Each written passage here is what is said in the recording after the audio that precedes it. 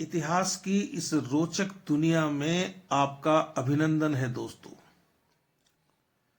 हम गांधी दर्शन की चर्चा कर रहे हैं और आज हमारे सामने है गांधी जी की लिखी हुई किताब हिंद स्वराज्य।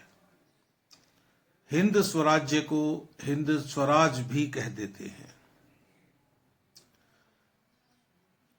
गांधी जी की लिखी हुई किताब, जब मैं यह कहता हूं तो इसका मतलब यह होता है कि गांधी जी एक लेखक भी थे। हाँ मित्रों, गांधी जी एक विचारक, एक चिंतक, एक प्रयोगधर्मी व्यक्तित्व के मालिक, एक राजनेता, एक पत्रकार और एक लेखक भी थे। उन्होंने बहुत लिखा, अखबारों में लिखा और कुछ किताबें भी लिखी। दो किताबें उनकी अक्सर चर्चा में रहती हैं। एक तो यह किताब जिसका मैं जिक्र कर रहा हूं, हिंद स्वराज, और दूसरी उनकी किताब सत्य के साथ मेरे प्रयोग, माई एक्सपेरिमेंट्स विथ ट्रूथ।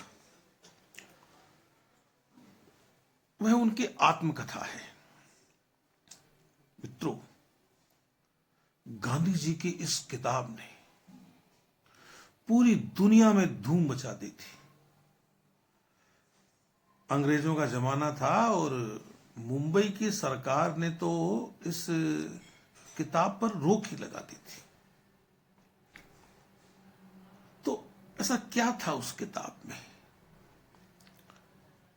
ये जो किताब है हिंद स्वराज्य, यह किताब 1909 में प्रकाशित हुई थी। आप यह ध्यान कीजिए कि 1909 में गांधी जी भारत के राष्ट्रीय परिदृश्य में नहीं है। वह समय उनका दक्षिण अफ्रीका में काम करने का समय था। दूसरी बात यह कि इस किताब ने इतनी धूम मचाई, इसकी वजह क्या है? इसकी वजह यह है कि इस किताब में उन्होंने वर्तमान सभ्यता को खारिज करते हुए और एक वैकल्पिक सभ्यता का मॉडल सामने रखा था दुनिया के। उन्होंने इतनी बेबाकी से, इतनी स्पष्टता से कहा कि गांधी जी कहते हैं कि यदि मेरी यह किताब किसी बच्चे के हाथ में दे दी जाए तो भी वह समझ लेगा। तो वर्तमान व्यवस्था के विरोध में एक नई व्यवस्था की संकल्पना, और वह भी यह कहते हुए कि मैं कोई नया सिद्धांत नहीं दे रहा हूं, मैं वही कह रहा हूं जो भारतीय दर्शन में है और उसके बाद मैंने दुनिया के विभिन्न लेखकों को पढ़ने के बाद समझा है। तो गांधी जी अपनी इस छोटी सी किताब की भूमिका में लिखते हैं कि ये जो किताब है, इसमें जो विचार रखे गए हैं, ये विचार मेरे हैं भी और मेरे नहीं भी हैं। मेरे इसलिए हैं कि जो विचार मैंने व्यक्त किए हैं, इनको मैं मेरे हिसाब से अपने जीवन में लागू कर सकता हूं, और ये मेरी आत्मा में रचे बसे हैं। और ये मेरे इसलिए नहीं है कि ये विचार मेरे ही मन में आए हों, ऐसा नहीं है। ये विचार पहले से दुनिया के सामने हैं। तो इस तरह से गांधी जी कोई दावा नहीं करते हैं कि मैंने कुछ मौलिक लिखा है। दूसरी बात उन्होंने ये कही कि मेरी ये जो किताब है, इस किताब को देखकर, इस किताब को पढ़कर और निश्चित रूप से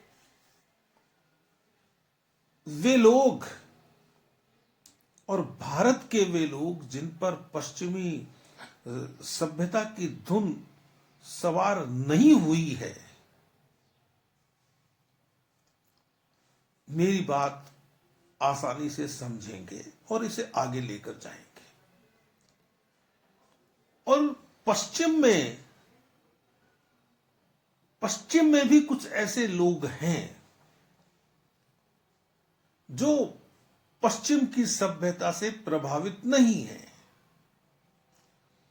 ऐसे लोग भी मेरी किताब को समझेंगे, जल्दी समझेंगे। और जिन लोगों के मन में संशय है कि मैंने यह क्या लिख दिया, तो अपने संशय को दूर करने के लिए वे उन किताबों को देख सकते हैं जिनका मैंने जिक्र किया है। उनसे पूछा गया कि फिर आपने ये किताब क्यों लिखी, आपका मकसद क्या है हिंद स्वराज लिखने का। तो उन्होंने कहा कि मैं देश की सेवा करना चाहता हूं, इसलिए मैंने यह किताब लिखी, और मैं सत्य का शोधक हूं, सत्य के प्रयोग करता रहता हूं, तो यह भी मेरा एक प्रयोग ही है। तो गांधी जी से पूछा गया कि आपकी ये जो किताब है, मेरे पास है ये किताब, आपके पास भी ये होनी चाहिए, अच्छी किताब है, महात्मा गांधी हिंद स्वराज। तो उनसे पूछा गया कि भाई ये जो किताब है, ये आपने बोलचाल की शैली में क्यों लिखी है। एक तो इसमें पाठक होता है और एक संपादक होता है, इन दोनों की बातचीत के हिसाब से पूरी किताब लिखी हुई है। तो उन्होंने कहा कि कुछ नहीं, यह मैंने सुविधा के लिए किया है। और वैसे यदि आप देखें तो भारत में ये जो शैली है, ये कोई नई नहीं है। इसके पहले भी इस तरह से कहा जा चुका है इस शैली में। जब वह प्रसंग आएगा तब मैं आपको बताऊंगा।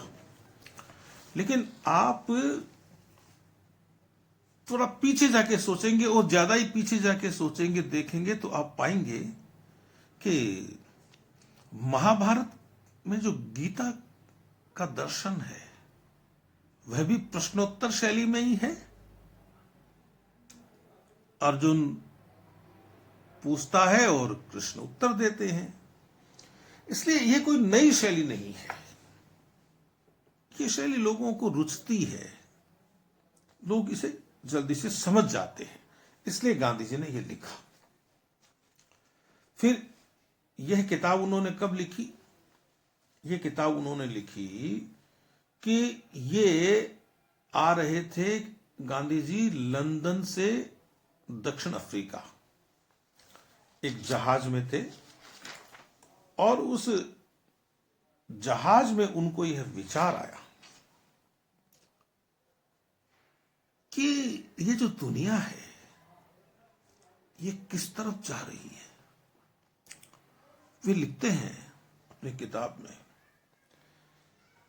कि मुझे लंदन में कुछ लोग मिले,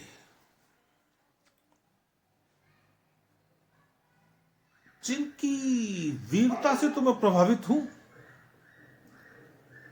लेकिन वे जिस रास्ते पर चलना चाहते हैं, हिंसा के रास्ते पर चलना चाहते हैं और देश को आजाद कराना चाहते हैं, मुझे वो रास्ता उनका पसंद नहीं है।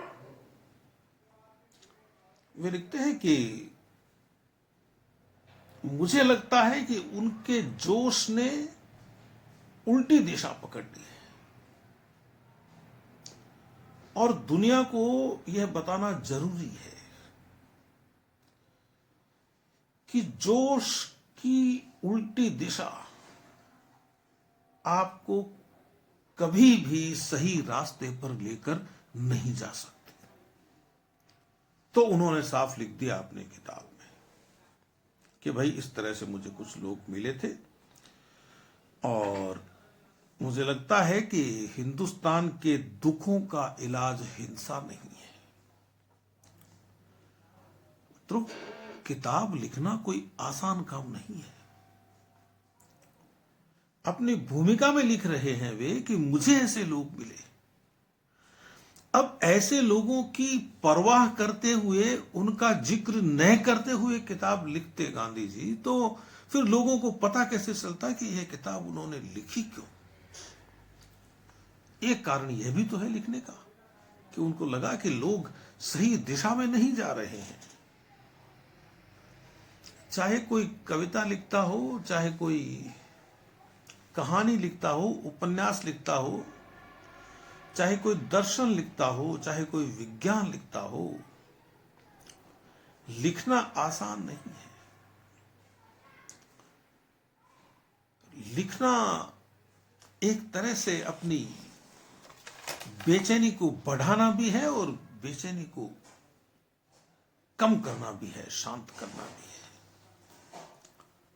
मैंने लिखा था एक बार अपनी किताब में, मेरी कविता की किताब में एक छोटी सी कविता है, लिखना क्यों। तो मैंने लिखा कि हां लिखता हूं, हां लिखता हूं इस दिल की बेचैनी को, हां लिखता हूं इस दिल की बेचैनी को, कभी बुझाने के लिए, कभी भड़काने के लिए। लिखना आसान नहीं है। गांधी जी के लिए भी लिखना आसान नहीं था। वीर सावरकर के लिए भी लिखना आसान नहीं था।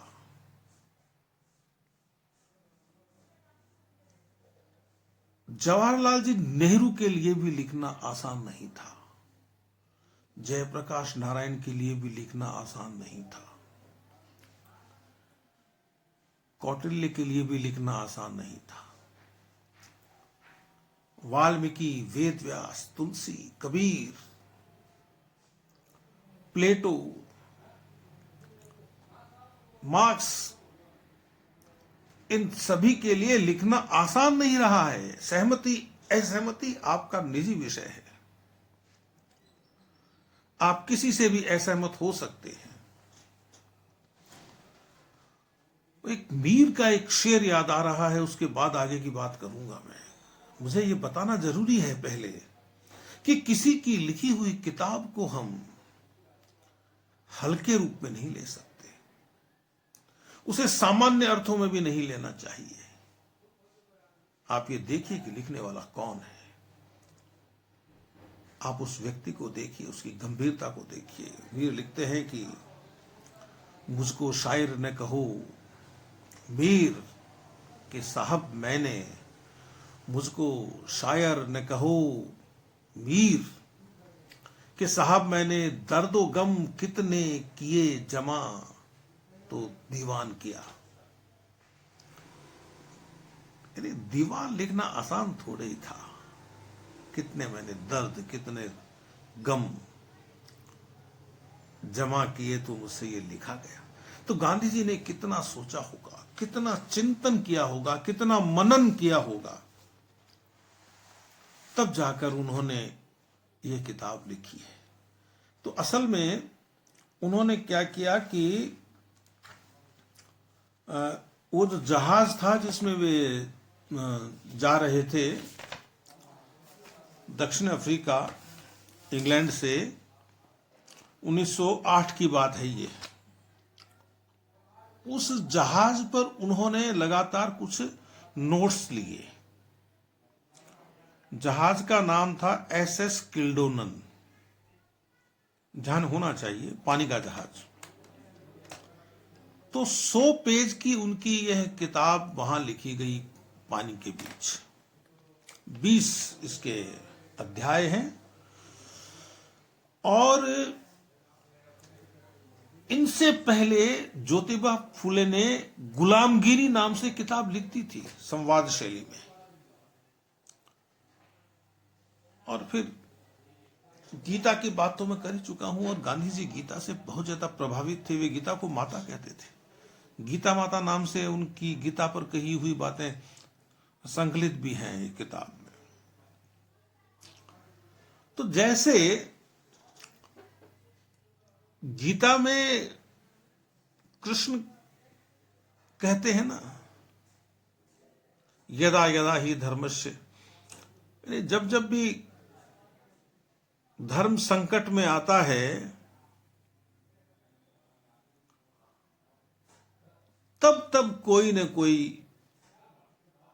ऐसा व्यक्ति सामने आता है जो चुनौती लेता है। वह पुनः धर्म की स्थापना करने की बात करता है। जैसा कि कृष्ण ने कहा, यहां धर्म का मतलब कोई पूजा पाठ या कोई इबादत का ढंग नहीं है। यहां धर्म सर्वोच्च नैतिकता है। तो गांधी जी ने भी एक तरह से, आप ये समझ लीजिए कि नैतिक नियमों की पुनर्स्थापना के लिए इस समाज को एक दिशा देने के लिए यह किताब लिखी।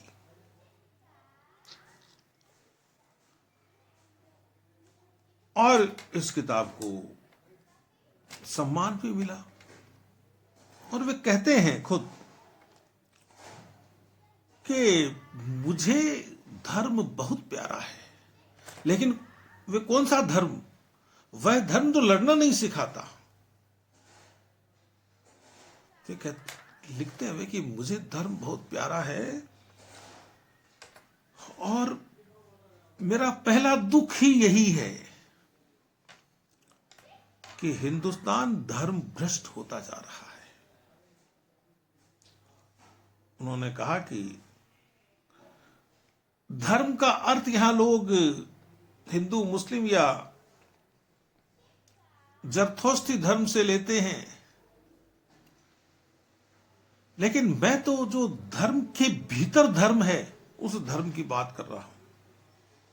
हिंदू स्वराज में लिखा उन्होंने 8वें अध्याय में कि धर्म के भीतर एक धर्म होता है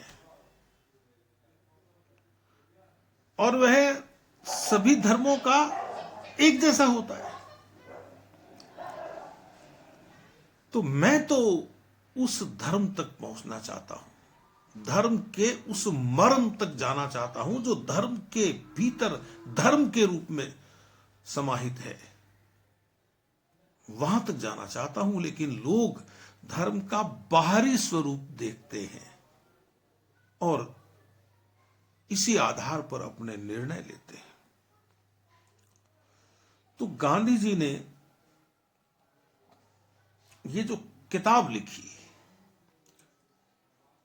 इस किताब में उन्होंने एक तो जो वर्तमान व्यवस्था है, इस वर्तमान व्यवस्था को, जैसा मैंने पहले कहा था, कि एकदम खारिज कर दिया।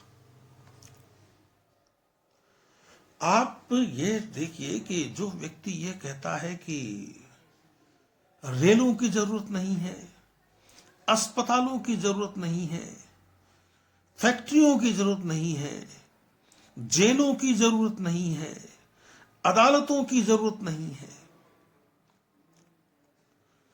जमींदारों की जरूरत नहीं है, किसी प्रधानमंत्री या राष्ट्रपति की जरूरत नहीं है,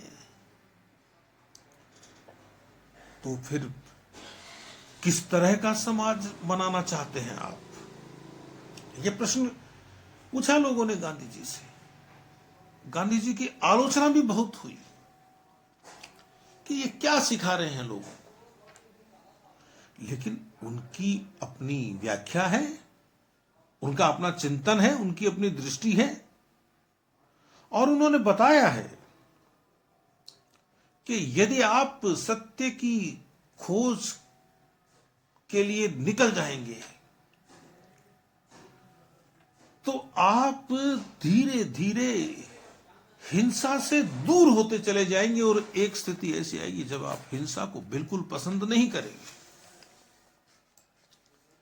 हिंसा कैसे कैसे हो सकती है? जिसके पास धन होगा, जिसके पास बल होगा, वह निश्चित रूप से दूसरों पर शासन करेगा। इसलिए धन और बल किसी के पास ज्यादा होना ही नहीं चाहिए। उन्होंने ये कहा कि उत्पादन यहां होता है, बिकता कहीं और जाके है। कच्चा माल यहां से जाता है, पक्का माल कहीं और बनता है, और बाजार किसी तीसरी जगह होता है। इस तरह की व्यवस्था को गांधी जी पसंद नहीं करते थे। वे कहते थे कि मैं देश की सेवा करना चाहता हूं, सत्य की खोज करना चाहता हूं और उसके अनुसार चलना चाहता हूं। उन्होंने कहा कि मैं लोगों को बताना चाहता हूं कि आधुनिक पाश्चात्य सभ्यता के क्या दोष हैं और स्वराज का अर्थ क्या है। उन्होंने कहा कि मैं जो भी कह रहा हूं वह भारतीय परिस्थितियों के अनुकूल एक व्यावहारिक दर्शन प्रस्तुत करके कह रहा। आप यह न मानिए कि जो मैं कह रहा हूं वह कोई सपनों की बातें होंगी। हम कभी सही रास्ते पर चले ही नहीं, हजारों सालों से। सही रास्ते पर जब चलेंगे तो हम वापस वही गौरव हासिल कर लेंगे जो कभी हमारा था। उन्होंने कहा कि मेरा जीवन ही मेरा संदेश है, लेकिन यह बात उन्होंने बाद में कही। लोगों ने पूछा गांधी जी से कि गांधी जी, आपने तो जो किताब लिखी थी उसे बहुत समय हो गया लिखे हुए, बाद में आपने जो बातें कही हैं वे बातें आपकी हिंद स्वराज में कही हुई बातों से कहीं कहीं मेल नहीं खाती हैं। तो गांधी जी ने कहा कि भाई, जो मैं बाद में कहूं उसे ठीक समझो और पहले वाली बातों पर चिंतन करते रहो। उन्होंने कहा कि मेरा जीवन ही मेरा संदेश है। आपको यदि मेरी कोई बात समझ में नहीं आती है तो आप मेरा जीवन देखिए। देखिए, इस दुनिया में ऐसे बहुत कम विचारक हुए हैं जिनके सिद्धांत और जिनके व्यवहार में अंतर कम दिखाई देता हो। मैं यह नहीं कह रहा कि अंतर होता ही। गांधी जी के बहुत से निर्णय ऐसे आए थे जो उनके दर्शन के विपरीत लगते हैं, लेकिन गांधी जी ये भी कहते हैं कि भूलें मुझसे हो सकती हैं, मैं भी एक इंसान हूं। तो अब ये जो किताब है हिंद स्वराज, इसको हम ग्रहण किस रूप में करें, यह बहुत जरूरी है। करीब 100 साल से ज्यादा हो गए इस किताब को आए हुए। आज हिंदुस्तान पूरा बदल गया है। पश्चिमी सभ्यता में भी बहुत परिवर्तन आए हैं। तो इस बदली हुई दुनिया में 100 साल पहले लिखी गई किसी किताब का महत्व कितना है, यह जानना बहुत जरूरी है। महत्व कम नहीं हो जाता है 100 साल पुरानी होने से। गीता कितनी पुरानी है, लेकिन कभी पुरानी होती है क्या? तो हिंद स्वराज कभी पुराना नहीं होगा। आपके जो समझने के संदर्भ हैं वे जरूर बदल गए हैं, लेकिन बदले हुए संदर्भों में यदि आप हिंद स्वराज को समझने की कोशिश करेंगे तो आपको लगेगा कि गांधी जी ने 1909 में जो भविष्यवाणी की थी, गांधी जी की ये जो नोट्स है ना, ये नोट्स इंडियन ओपिनियन अखबार में छपे थे, उसके बाद में ये पुस्तक रूप में सामने आए। तो गांधी जी ने उस समय जो आशंका प्रकट की थी कि ये जो मशीनों की दुनिया आप खड़ी कर रहे हो, ये दुनिया एक दिन आपको ले बैठेगी और इससे कोई रोजगार नहीं बनेगा। और आप आज देख लीजिए, आज की तारीख में देख लीजिए कितने उद्योग हैं हिंदुस्तान में। हिंदुस्तान उद्योगों से भरा पड़ा है, और यदि ये कोविड-19 नहीं होता तो हम बहुत अच्छी अर्थव्यवस्था होते आज। लेकिन इतनी अच्छी अर्थव्यवस्था होने के बाद भी चीन की अर्थव्यवस्था हमसे बहुत अच्छी है, यूरोप के अनेक देशों की अर्थव्यवस्था हमसे बहुत अच्छी है, अमेरिका की अर्थव्यवस्था हमसे बहुत अच्छी है।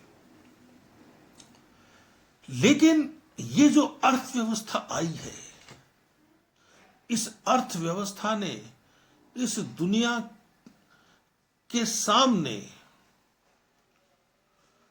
जो रूप दिखाया है पूंजीवाद का, औद्योगिकरण का, बाजारवाद का, यह रूप हमें बड़ा समृद्ध दिखाई देता है। देखो, ये हो गया, वह हो गया, वह हो गया, पता नहीं क्या क्या हो गया, पता नहीं हमने कितनी उपलब्धियां हासिल कर ली। आज हमारे पास सब कुछ है, आज हम अंतरिक्ष में यान भेज देते हैं। लेकिन मित्रों, इस नई व्यवस्था ने, इस अर्थव्यवस्था ने, इस तकनीकी अर्थव्यवस्था ने, इस क्रूर अर्थव्यवस्था ने जो वृद्धि की है, जो ग्रोथ की है, उस ग्रोथ में रोजगार ज्यादा नहीं है। ये जो ग्रोथ है, ये जॉबलेस ग्रोथ है। और गांधी जी इसकी आशंका 1909 में प्रकट करते हैं, तो फिर यह पुस्तक अप्रासंगिक नहीं हो सकती। इस पुस्तक की प्रासंगिकता हमेशा बनी रहेगी। हां, हमें हिंद स्वराज को आधुनिक संदर्भों से जोड़कर पढ़ना चाहिए।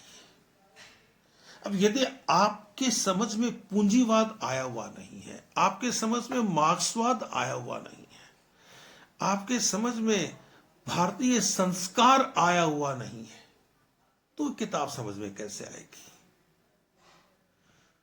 फिर जिस समय यह किताब लिखी गई, उस समय दुनिया की राजनीतिक स्थिति क्या थी, सामाजिक स्थिति क्या थी, आर्थिक स्थिति क्या थी, यह भी हमें देखना पड़ेगा।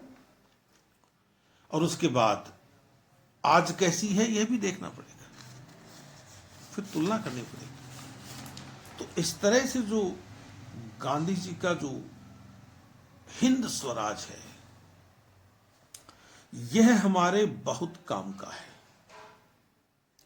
यदि काम का नहीं होता तो दुनिया इसे कभी की अलमारियों में बंद कर देती। लेकिन हर 2, 4, 5 साल बाद में ऐसा माहौल बनता है कि लोग पुस्तकालयों से निकलवा कर, खरीद कर हिंद स्वराज पढ़ते हैं।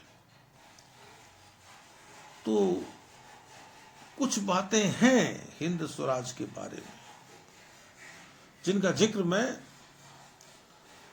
अगली बार करूंगा, क्योंकि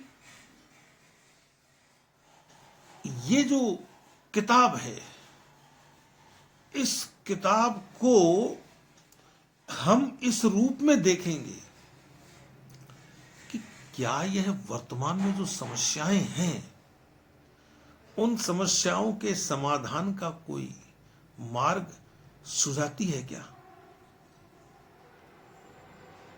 तो हम हिंद स्वराज को लेकर जब तक दोबारा मिले, तब तक आप मुझे अनुमति दीजिए। नमस्कार।